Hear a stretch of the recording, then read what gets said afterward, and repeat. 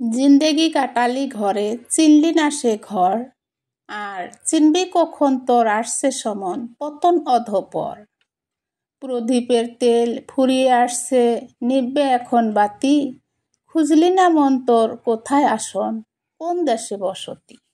আসসালামু আলাইকুম মা ও বোনেরা, আমি আল্লাহর রহমতে ভালো আছি। আশা করি আপনারাও আল্লাহর রহমতে খুব ভালো আছেন। আজকে আমি নতুন একটা বিষয় নিয়ে হাজির হইলাম। বিষয়টার মেন কথা হইল খিজির আলাইহিস সালামের তক্তিতে লেখা 7টি উপদেশ। হাফেজ ইবনে হাজার আসকালানি রাহমাল্লাহ মুনাব্বিহাত নামক গ্রন্থে লিখিয়াছেন, হযরত ওসমান রাদিয়াল্লাহু তাআলা আনহু হইতে বর্ণিত আছে যে খিজির আলাইহিস সালাম ভগ্ন দেওয়ালের নিচ হইতে ইতিম ছেলেদের জন্য যে সম্পদ বাহির করিয়াছিলেন, উহা ছিল একটা স্বর্ণের পাত। সেই স্বর্ণের পাতে 7টি লাইন লেখা ছিল। নাম্বার 1, আমি আশ্চর্য বোধ করি ওই ব্যক্তির উপর যে মৌতকে নিশ্চিতভাবে জানিয়াও কেমন করিয়া হাসে।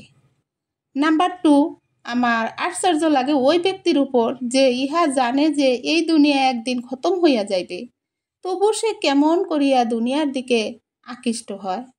নাম্বার 3, আমার আশ্চর্য লাগে ওই ব্যক্তির উপর যে উহা জানে সব কিছু আল্লাহর তরফ হইতে নির্দিষ্ট হইয়া আছে, তকদিরকে বিশ্বাস করে, তবু তাহার কোনো জিনিস হাসিল না হলে কেন আফসোস করে।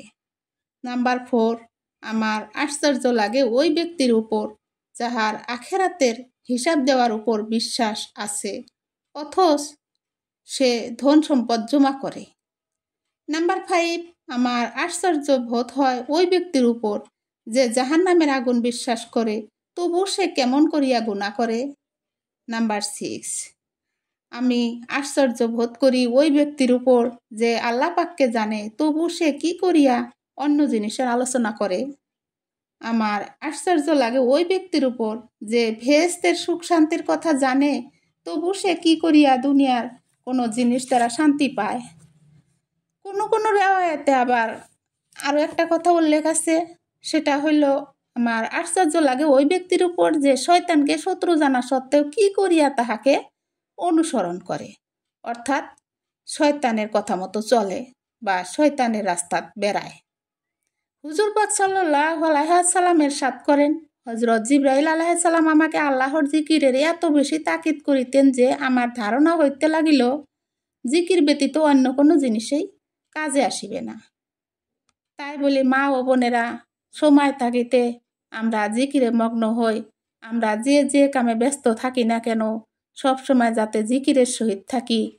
আপনি বা আমি ঘর ঝাড়ু দিতে টাইমে, বা বিছনা গুছানোর টাইমে, বা বাড়ির সব কাম কাজ করার টাইম, যে কোনো এনি কাম করার টাইম আমরা কি করি, জিকিরে মগ্ন থাকার জন্যে আশা রাখি।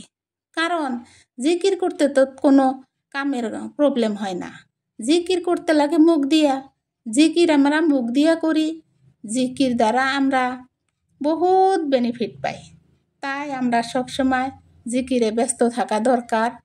তাই বলি মা বোনেরা, আমরা সময় নষ্ট না করিয়া কামের ফাঁকে ফাঁকে বা কামের সাথে সাথে জিকিরে যাতে ব্যস্ত থাকতে পারি, তার জন্য আপনারা আমার জন্য দোয়া করবেন। আমি আল্লাহর দরবারে আপনাদের জন্য দোয়া করব।